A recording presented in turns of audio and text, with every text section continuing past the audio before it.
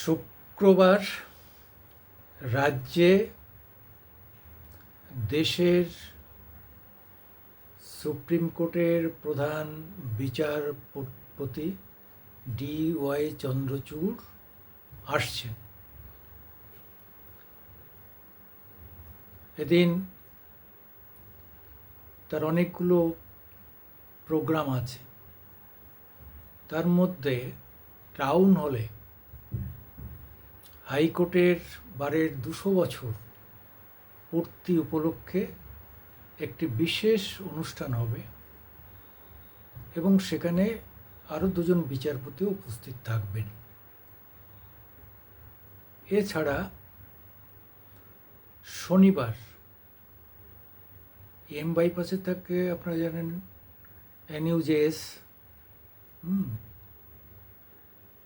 NUJS যে এখানে আমাদের ল পড়ানো হয় ছেলেদের, বিশেষ ন্যাশনাল জুরিডিক্যাল সায়েন্স NJUS, সেখানেও একটা প্রোগ্রাম আছে। সেখানে প্রধান বিচারপতি চন্দ্রচূড় থাকবেন এবং মুখ্যমন্ত্রীও আমন্ত্রিত। এই হচ্ছে মোদ্দা কথা। এরকম ধরনের পরিকল্পনা সাধারণত হয়। কোনো রাজ্যে বড় ধরনের প্রশাসকরা বাইরে থেকে এলে মুখ্যমন্ত্রী স্বভাবতই অভ্যর্থনা করবেন তাদের সঙ্গে, তার বৈঠক হতে পারে, মিটিং হতে পারে, সব হতে পারে। কিন্তু পশ্চিমবাংলার ক্ষেত্রে বিষয়টিকে অন্যভাবে দেখা হচ্ছে। এর মধ্যে মানে সোশ্যাল মিডিয়া তো একদম ছাপিয়ে দিয়েছে যে মমতা চন্দ্রচূড়কে মনে হয় বলবেন তার এখানে যতগুলো মামলা টামলা আছে সব তিনি ওখান থেকে সব ঠিকঠাক করে দেবেন। এটা হয়, এই ধরনের আলোচনাই আসবে না, আবার আসতেও পারে।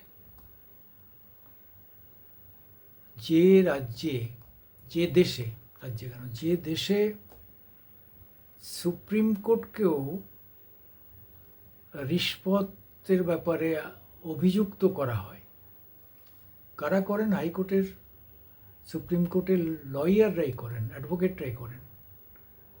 এবং এটা আজকে ওপেন সিক্রেট যে কিছু লয়ার আছেন, তাদের টাকা দিলে সুপ্রিম কোর্টের 90 থেকে 99% কাজ হাসিল করে নেওয়া যায়। 1-2% হয়তো এদিক ওদিক হতে পারে।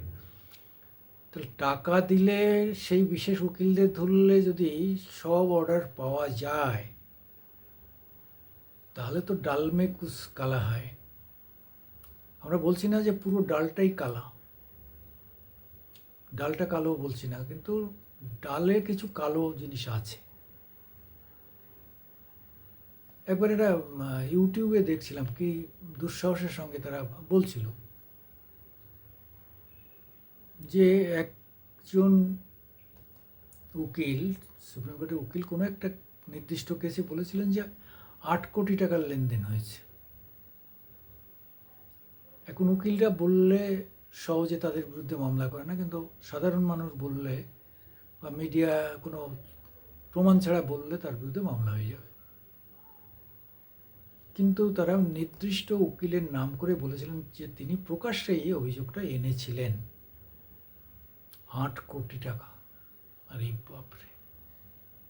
তা যে কোনো রাজ্যে বহু লোক আছেন যারা ডাইনে বায়ে কামান, তাদের কাছে 8 কোটি টাকা মানে 800 টাকার মতো, মানে এত কম মূল্য তাদের কাছে। তাদের কেন 800 কোটি টাকাও কোনো প্রয়োজনে তারা দিয়ে দিতে পারেন। এরকম পাওয়ারফুল লোক আছেন, অর্থবান লোক আছেন। সেই অর্থটা হোয়াইট না, এটা সবাই বুঝতে পারছেন। তাহলে পেমেন্টটাও কালো হবে, কালো রাস্তার জিনিস। তবুও চন্দ্রচূড় সাহেবকে অনেকগুলো মিটিংয়ে দেখেছি বক্তব্য রাখতে, যে কীভাবে আমাদের দেশের কনস্টিটিউশনকে রক্ষা করতে হবে, যে দায়িত্ব কোর্টের উপর রয়েছে, কোর্টকে সেটা মানতে হবে। তবুও 3 কোটি 3.5 কোটি মামলা পেন্ডিং বিভিন্ন জায়গায়, সেটাকে দ্রুত নিষ্পত্তি করতে হবে। তা না হলে মানে জাস্টিস ডিলেড, জাস্টিস ডিনাইড। দেরিতে কোনো বিচার পাওয়া মানে সে অনেক সময় বিচার যার পক্ষে গেল সেই নেই, সেই মারা গেল। যে সম্পত্তির জন্য লড়াই করতো সেই সম্পত্তির সমস্ত যা দাম তার থেকে বেশি তার কোর্টে খরচ হয়ে গেল। এই যে মানে আমাদের দেশে লেজিসলেটিভ, এই এমপি এমএলএ মন্ত্রী, তারপরে এক্সিকিউটিভ আইপিএস আইএসরা, ডাব্লিউবিসিএসরা, তার উপরে মাথার উপরে হচ্ছে জুডিশিয়ারি অ্যাবভ অল। মানে প্রধানমন্ত্রী তো তার মন্ত্রিসভাও জুডিশিয়ারির আন্ডারে। তাহলে এত ক্ষমতা আমাদের দেশ জুডিশিয়ারিকে দিয়েছে, সেই জায়গায় দাঁড়িয়ে সেই জুডিশিয়ারির সম্পর্কে কোনো খারাপ কথা বলা সত্যি দুর্ভাগ্যজনক। কিন্তু হ্যাঁ, জুডিশিয়ারি কিন্তু বলেছে যে বিচারকের আপনারা সমালোচনা করবেন না, করতে পারবেন না, কিন্তু বিচার যেটা করা হয়েছে, যে রায় বেরিয়েছে, সেই রায় নিয়ে আপনাদের মন্তব্য থাকতেই পারে এবং সেটা করা যায়। কিন্তু আদালত এবং তার বিচারপতিকে নিয়ে মন্তব্য করতে না বলেছেন। কেন?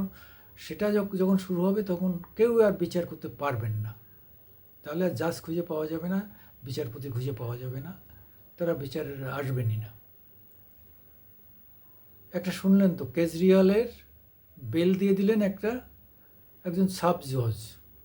তিনি এদিন অ্যাক্টিং ট্রায়াল কোর্টের জাজ হিসাবে ছিলেন বলে তিনি কোনো কিছু না দেখে পড়ে তিনি বললেন, আমার পড়ার সময় নেই, এসব মতো মাথা ঘামিয়ে লাভ নেই, কী এমন বিরাট ব্যাপার, এসব উল্টোপাল্টা মন্তব্য করে তিনি বেল দিয়ে দিলেন।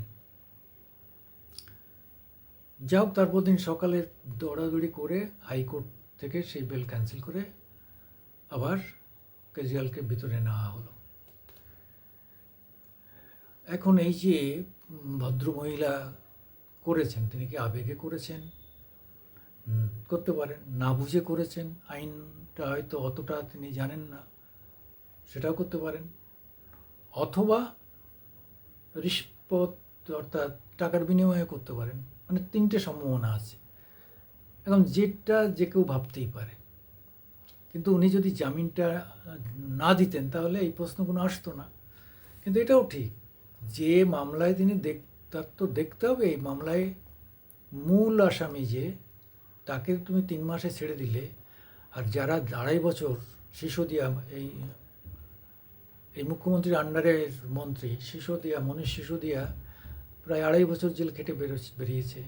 তার একজন এমপি, সঞ্জয় সিং, সে 6 মাস পরে ইডি তাকে ছেড়ে দিয়েছে, বলেছে ঠিক আছে, ওকে আর জেলে রাখার দরকার নেই, তারপরে বেল পেয়েছে।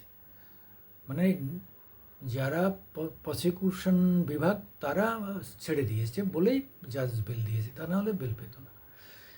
এত বড় কেসের মাস্টার মাইন্ড, 100 কোটি কেসে একটা একটা মহিলা জজ, সাব জজ থেকে এসছেন, তিনি কি করে এত বড় সাহস দেখালেন, কি করে যে তিনি বেলটা দিয়ে দিলেন?